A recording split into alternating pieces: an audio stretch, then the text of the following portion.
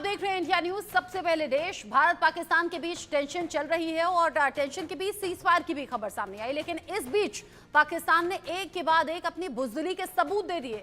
अब बड़ा अपडेट भी आप जान लीजिए। भारतीय सेना का पाकिस्तान को सीधे तौर पर कड़ा संदेश सामने आ गया है। रामचरितमानस से पाकिस्तान को करारा जवाब दिया गया है।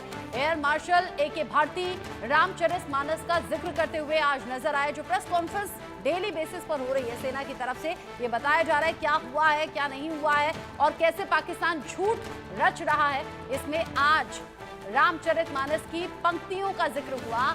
यहाँ एयर मार्शल ए.के. भारती ने भय बिनु होए न प्रीति इस पंक्ति का जिक्र किया और याद दिला दिया उस वक्त के घटना को याद दिलाया जब प्रभु श्री राम लंका पर चढ़ाई करने के लिए आगे बढ़ रहे थे। समंदर रास्ते में आया, समंदर से रास्ता मांगा, वहां आग्रह किया। 1 दिन 2 दिन 3 दिन तक इंतजार किया। जब समंदर ने रास्ता नहीं दिया तब प्रभु श्री राम समझ गए कि आग्रह से काम नहीं चलेगा, यानी कि याचना नहीं, यहाँ रण वाली सिचुएशन है। भय दिखाना होगा, शक्ति प्रदर्शन का एहसास करना होगा। और यहाँ जब शक्ति समंदर को दिखाई प्रभु श्री राम ने, तो समंदर ने न सिर्फ रास्ता दिखाया बल्कि झुका भी प्रभु राम के आगे। और यहाँ एयर मार्शल ए.के. भारती ने आज अपनी बात में बता दिया, इन 2 पंक्तियों का जिक्र किया और ये भी बता दिया कि आगे आप लोग समझदार हैं, आगे आप लोगों को बहुत ज्यादा कुछ बोलने बताने की जरूरत है नहीं।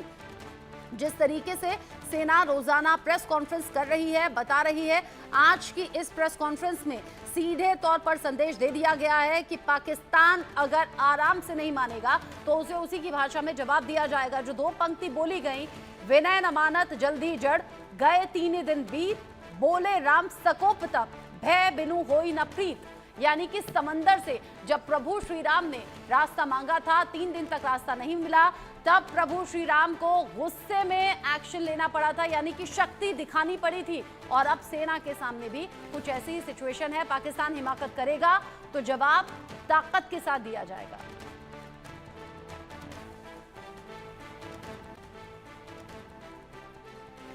आपको रामचरितमानस की एक कुछ पंक्ति याद दिलाऊंगा, आप समझ जाएंगे।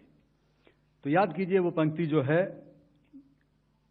विनय न माने जलधि जड़, भय 3 दिन बीत, बोले राम सकोप तब, भय बिन होए न प्रीत। तो समझदार के लिए इशारा ही काफी। मित्रों, हमने हनुमान जी के उस आदर्श का पालन किया है जो उन्होंने अशोक वाटिका उजाड़ते समय किया था। ये न मोहि मारा तिन मोहि मारे। हमने केवल उन्हीं को मारा जिन्होंने हमारे मासूमों को मारा। रक्षा मंत्री, विदेश मंत्री और सेना के जरिए लगातार जानकारी दी जा रही है। अब तो थोड़ी देर का इंतजार और है। रात 8 बजे प्रधानमंत्री मोदी भी देश के नाम संबोधन देंगे। इन सब के बीच ही पाकिस्तान और भारत के बीच में युद्ध विराम समझौते के बाद उत्तरी कश्मीर के उरी सेक्टर में एलओसी से सटे गांवों के लोग अब लौटते हुए नजर आ रहे हैं, जिसके बाद अब लोगों की चहल पहल फिर से देखने को मिल रही है। हालात नॉर्मल होते हुए नजर आ रहे हैं। इससे अब बाजारों में भी रौनक लौट रही है। लोग अपने घरों में महफूज महसूस कर रहे हैं। इंडिया न्यूज संवाददाता आशिक मीर की ग्राउंड जीरो से ये रिपोर्ट देखिए। लाइन ऑफ कंट्रोल पर जिस तरह से बीते कई दिनों से तनाव की स्थिति बनी हुई है, तो इस बीच जब से सीज फायर एग्रीमेंट हुआ